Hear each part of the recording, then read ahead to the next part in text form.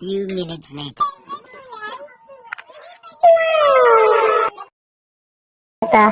So 2-in-1 po siya, ibig sabihin po, pwede po natin siyang gamitin as manual at pwede rin naman po siyang automatic.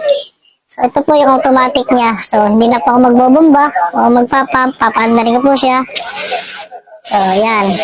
Kung saan po, Sana so ito po nasamang 5 nozzle. Kung gano'n ang kanyang buga. So para siyang triangle. Napakaganda ng bugat ba? Dalawa po yan.